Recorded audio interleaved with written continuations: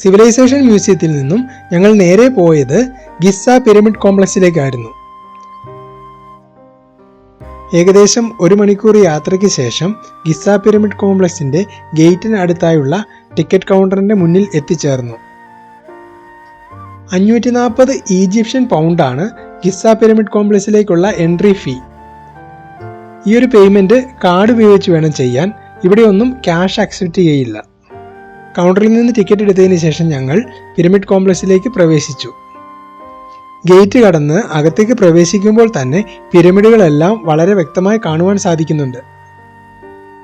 ഇവിടെ നിന്ന് പിരമിഡിന്റെ അടുത്തെത്തുവാൻ കുറേ ദൂരം നടക്കേണ്ടതുണ്ട്. പണമടച്ച് കുതിരപ്പുറത്തും ഒട്ടകപ്പുറത്തും കുതിരവണ്ടിയിലുമൊക്കെ അങ്ങോട്ട് പോകുവാനുള്ള സൗകര്യം ഇവിടെയുണ്ട്. ഞങ്ങൾ 2 കുതിരവണ്ടികളിലായി പിരമിഡിന്റെ അടുത്തേക്ക് യാത്ര ആരംഭിച്ചു. 500 ഈജിപ്ഷ്യൻ പൗണ്ടാണ് കുതിരസവാരിക്കായി ഇവിടെ ഒരാളിൽ നിന്നും ഈടാക്കുന്നത്. ഇത് ഞങ്ങൾ വിലപേശി 300 ഈജിപ്ഷ്യൻ പൗണ്ടാക്കി.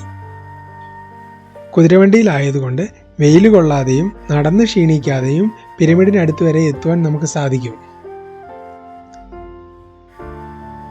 കുതിരവണ്ടികൾക്ക് പോകുവാനായി റോഡിന് സൈഡിലായി ഒരു പ്രത്യേക പാത തന്നെയുണ്ട്. ഭാഗികമായി തകർന്ന ടെമ്പിളുകളും ടോംബുകളുമൊക്കെ സൈഡിലായി കാണുന്നുണ്ട്.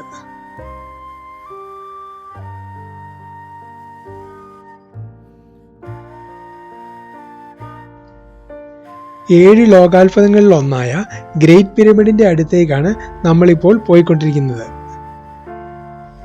ഇവിടെയുള്ളതിൽ പ്രാധാന്യമുള്ള 3 പിരമിഡുകളാണുള്ളത്.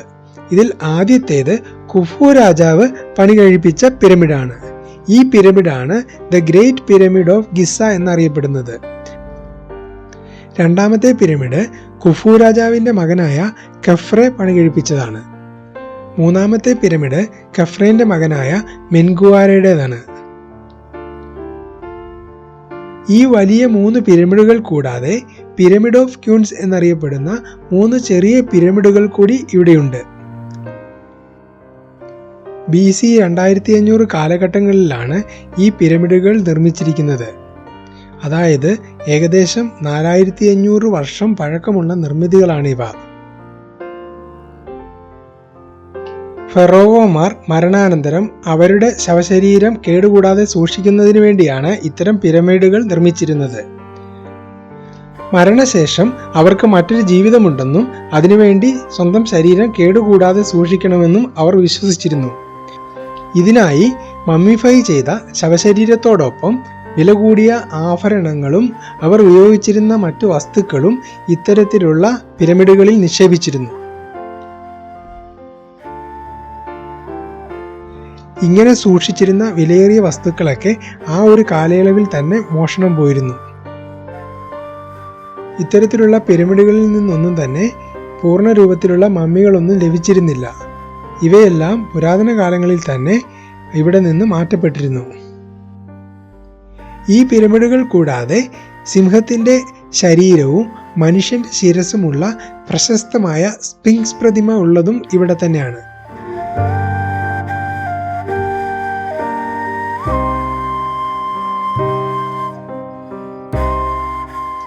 നല്ല ചൂട് സമയമായതുകൊണ്ടാണെന്ന് തോന്നുന്നു ടൂറിസ്റ്റുകളുടെ വലിയ തിരക്കൊന്നും ഇവിടെ അനുഭവപ്പെട്ടില്ല. നിരവധി ഒട്ടകങ്ങളും കുതിരകളും ടൂറിസ്റ്റുകളെയും കാത്ത് ഇവിടെ വെയിറ്റ് ചെയ്യുന്നുണ്ടായിരുന്നു.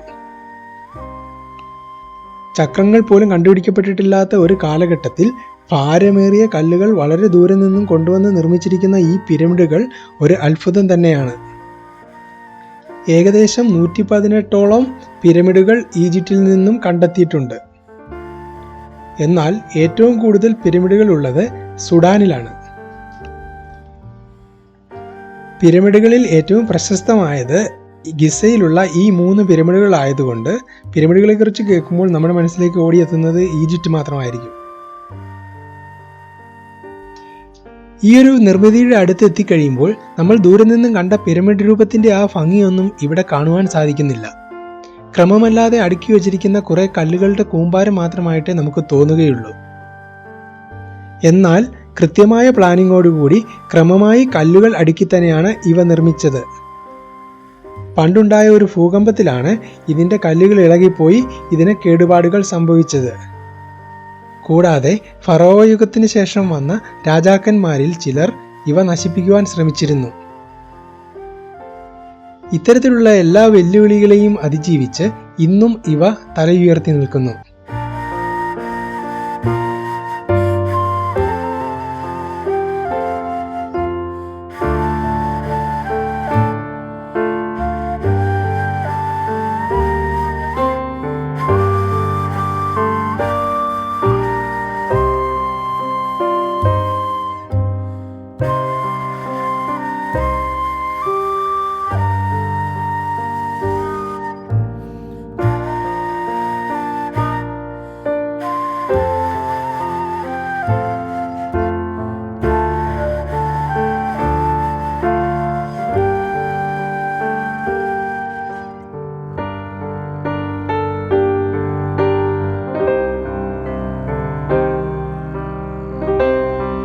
ഉച്ച സമയത്താണ് ഞങ്ങൾ ഇവിടെ എത്തിയത്. ശക്തമായ ചൂട് സഹിക്കാൻ സാധിക്കാത്തത് കൊണ്ട് ഇവിടെ അധിക നേരം നിൽക്കാതെ കുതിരവണ്ടിയിൽ അടുത്ത സ്ഥലത്തേക്ക് പോകുവാൻ ഞങ്ങൾ തീരുമാനിച്ചു.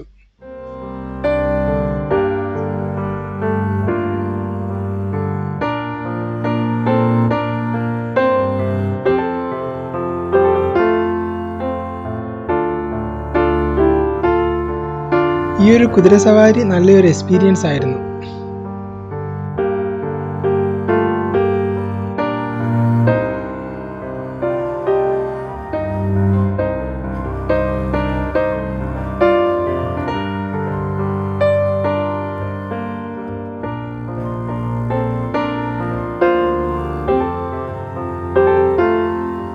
കുതിരവണ്ടിക്കാർ ഞങ്ങളെ മറ്റൊരു വ്യൂ പോയിന്റിലേക്കാണ് കൊണ്ടുവന്നത്. ഇവിടെ നിന്നാൽ 3 പിരമിഡുകളും പൂർണ്ണ രൂപത്തിൽ കാണുവാൻ സാധിക്കും. ഇവിടെ നിന്ന് ഖഫ്രേന്റെ പിരമിഡ് പൂർണ്ണ രൂപത്തിൽ ക്യാമറയിൽ പകർത്തുവാൻ സാധിച്ചു. കുറച്ച് ദൂരെയായി മെൻകുവാരയുടെ പിരമിഡും വ്യക്തമായി കാണുവാൻ സാധിക്കും. അങ്ങ് ദൂരെയായി ഒരു മണൽക്കാറ്റ് രൂപപ്പെടുന്നത് നമുക്ക് ഇവിടെ നിന്ന് കാണുവാൻ സാധിച്ചു. ഇവിടെയുള്ളതിൽ ഏറ്റവും വലുതും പഴയതുമായ പിരമിഡ് ഖുഫുവിന്റെ പിരമിഡാണ്. 147 മീറ്റർ ആയിരുന്നു ഇതിന്റെ ഹൈറ്റ്. എന്നാൽ ഇതിന്റെ മുകൾ ഭാഗത്തിൽ കുറച്ച് നഷ്ടപ്പെടുകയും ഇതിന്റെ ഹൈറ്റ് കുറയുകയും ചെയ്തിട്ടുണ്ട്. ഖഫ്രേന്റെ പിരമിഡിന് ഗ്രേറ്റ് പിരമിഡിനേക്കാൾ ഹൈറ്റ് കുറവാണ്. എങ്കിലും ഇത് സ്ഥിതി ചെയ്യുന്നത് കുറച്ച് ഉയർന്ന പ്രദേശത്തായതുകൊണ്ട് കാഴ്ചയിൽ ഖഫ്രേന്റെ പിരമിഡിന് ഹൈറ്റ് ഉള്ളതായിട്ട് തോന്നും. പിരമിഡിന്റെ കാഴ്ചകൾ മതിയാക്കി കുതിരവണ്ടിയിലുള്ള മടക്കയാത്ര ആരംഭിച്ചു. അടുത്തതായി ഇവിടെ കാണുവാനുള്ളത് സ്ഫിനിക്സ് പ്രതിമയാണ്.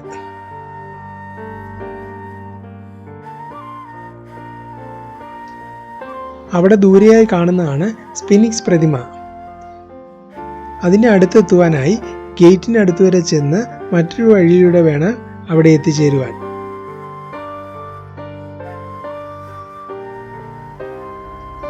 സ്ഫിനിക്സ് പ്രതിമയുടെ അടുത്ത് എത്തിച്ചേരുവാൻ ഇതിലെ നടന്നു വേണം പോകുവാൻ.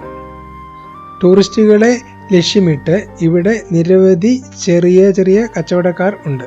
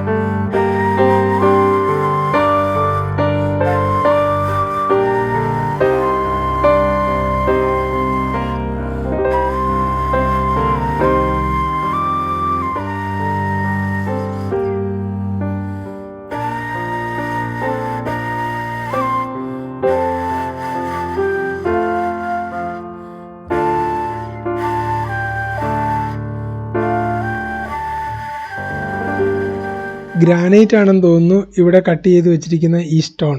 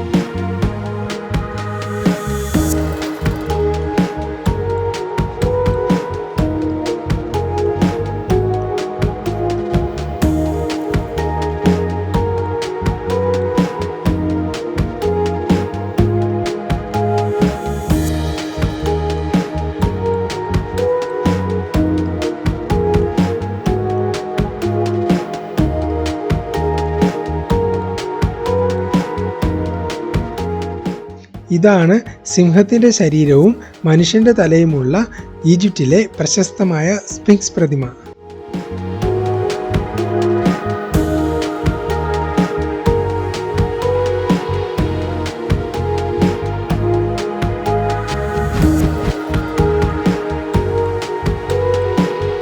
ഇതോടുകൂടി ഇവിടുത്തെ കാഴ്ചകൾ മതിയാക്കി ഞങ്ങൾ തിരിച്ചു നടക്കുവാൻ തുടങ്ങി.